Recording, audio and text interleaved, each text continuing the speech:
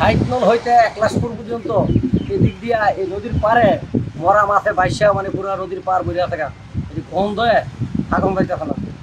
মানুষের গোসল করতে পারে না এলাকা মানুষের খুব কমে জমে দিয়ে সমস্যা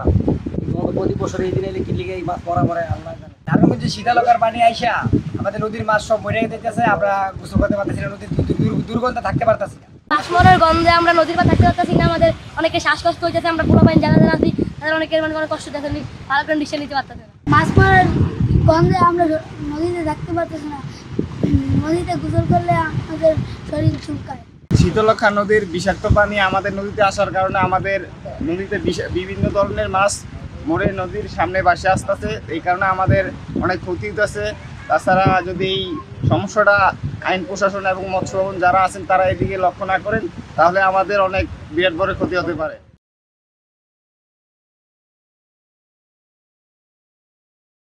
জাল নিয়ে আসছি মাছ ধরার জন্য ঠিক আছে অনেক মাছ পাওয়া যাইতেছে হ্যাঁ ঠিক আছে মাছ খ্যাপ দিলে ঠিক আছে 1 কেজি 1.5 কেজি করে ওঠে খ্যাপ দিলে 1 কেজি 1.5 কেজি করে ওঠে গত জানুয়ারি মাসে এরকম সংবাদ প্রকাশের প্রেক্ষিতে পরিবেশ অধিদপ্তর কর্তৃক 8 সদস্য বিশিষ্ট একটি কমিটি গঠন করা হয় আমাদের অতিরিক্ত মহাপরিচালক মহোদয়ের নেতৃত্বে সেখানে মৎস্য অধিদপ্তরের আরেকজন কর্মকর্তা ছিলেন তো এই যৌথ টিম কর্তৃক নারায়ণগঞ্জ ঘাট থেকে লঞ্চ ঘাট থেকে শুরু করে মেঘনা নদীর মতলব উত্তরের মোহনপুর পর্যন্ত বিভিন্ন পয়েন্টে নদীর পানি সংগ্রহ করা হয়েছে নারায়ণগঞ্জের ঘাট থেকে শীতলক্ষা নদী ধলেশ্বর নদী এবং মেঘনা ঘাটপাড় যে বলতে যেটা বোঝায় এই এলাকাসমূহে পানির নমুনা বিশ্লেষণ করে যেটা পাওয়া গেছে সেটা দেখা গেছে যে ডিওর মানমাত্রা খুবই কম আর কি একের নিচেরও কম এবং 60 নল থেকে 1 লাখপুর পর্যন্ত এখানে আবার 2-এর বেশি পাওয়া গেছে আর কি এবং মোহনপুর এদিকে এসে আরও বেশি পাওয়া গেছে প্রায় 5-এর উপরে আর কি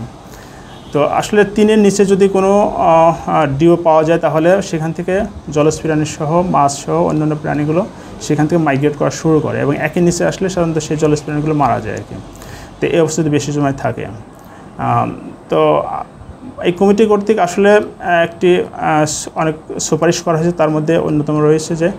যেসব শিল্প কারখানার তরল বর্জ্য হয় সেসব শিল্প কারখানার অবশ্যই জিরো ডিসচার্জ প্ল্যান করতে হবে যাতে তরল বর্জ্যগুলো নদীতে কিংবা অন্য কোথাও যাতে তারা সরাসরি নির্গমন না করতে পারে এখানে পৌরসভার যে বর্জ্যগুলো আউটলেট রয়েছে পৌরসভা সিটি কর্পোরেশন সেটা অবশ্যই পরিশোধন কীভাবে করবে সেটা পরিশোধন করে নদীতে ছাড়তে হবে পাশাপাশি নদীতে যেসব নৌযান চলাচল করে সেই নৌযানগুলোর যে পয়বর্জ্যগুলো হবে সেই পয়বর্জ্যগুলো অবশ্যই নদীতে সরাসরি না ফেলে সেখানে সংরক্ষণ করে এটা তীরে নিয়ে এসে কোথাও ট্রিটমেন্ট করে সেটা ব্যবস্থাপনা আনতে হবে পাশাপাশি পরিবেশ অধিদপ্তর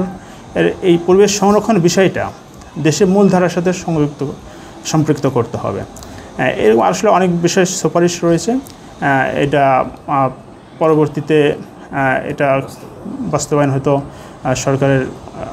ঊর্ধ্বতন কর্তৃপক্ষের সিদ্ধান্তকে পরবর্তী কার্যক্রমগুলো বুঝতে হবে।